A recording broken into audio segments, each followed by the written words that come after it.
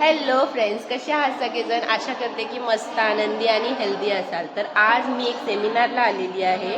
एक लायसन्स मिळणार आहे. त्या लायसन्सचा एक सेमिनार आहे आणि त्या सेमिनारसाठी मी आज आलेली आहे.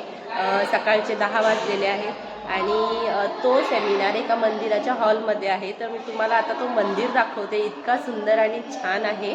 मन अगदी माझं प्रसन्न झालेलं आहे मंदिरात आल्यापासून. तर हा आहे गणेश मंदिराचा प्रवेशद्वार आणि आतमध्ये तुम्ही बघू शकताय बाकडे वगैरे आहेत बसायला आणि कोल्हापूरच्या महालक्ष्मीचं हे चित्र आहे. खूप सुंदर आहे आणि बाजूला जेजुरीच्या खंडेरायाचं देखील चित्र आहे आणि तुम्ही बघू शकताय इकडे तुम्ही पाहाल श्रीराम मंदिराचं हे थर्माकॉलनी बनवलेली कलाकृती आहे. खूपच सुंदर आणि खूपच अट्रॅक्टिव्ह अशी आहे. वर श्रीरामांचं पोस्टर आहे आणि तेही खूप सुंदर दिसत होतं. जसं की आपल्याला माहिती आहे की काही दिवसांपूर्वीच अयोध्येमध्ये श्रीराम मंदिराचं उद्घाटन झालं होतं आणि या उद्घाटनामध्ये श्रीरामांची सुंदर अशी मूर्ती आणि त्यांच्या मंदिराचं छान असं भव्य उद्घाटन सोहळा पार पडला आहे आणि त्याच निमित्ताने या मंदिरामध्ये देखील श्रीराम मंदिराची छोटीशी कलाकृती ते सादर केली होती. तर आता मी जात आहे गाभाऱ्यामध्ये आणि पायथऱ्याचं दर्शन घेऊन आतमध्ये तुम्ही बघत आहात किती सुंदर आणि किती छान अशी ही गणेश मूर्ती आहे आणि हा गाभाराही किती सुंदर आहे तुम्ही बघू शकताय.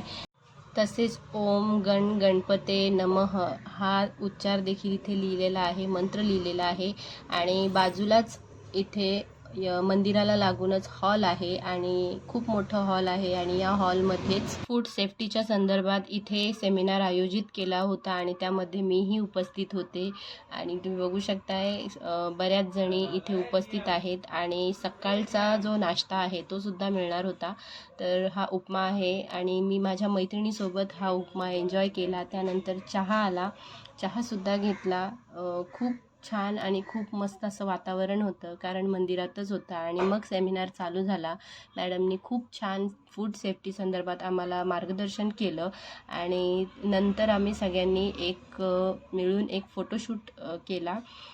खूप बरं वाटलं हा जो काही सेमिनार होता हा अटेंड करून, कारण फूड सेफ्टीबद्दल बरीचशी माहिती आम्हाला मिळाली. जे माहिती नव्हतं तेही मिळालं आणि हे मी तुमच्याशी नक्की शेअर करणार. आणि त्यानंतर लंच टाईम झाला आणि लंचसाठी गेलो. तुम्ही बघू शकताय अगदी साध्या पद्धतीचं पण खूप टेस्टी असं जेवण इथं होतं. तर व्हिडिओ कसा वाटला मला कॉमेंट करून सांगायला विसरू नका. धन्यवाद.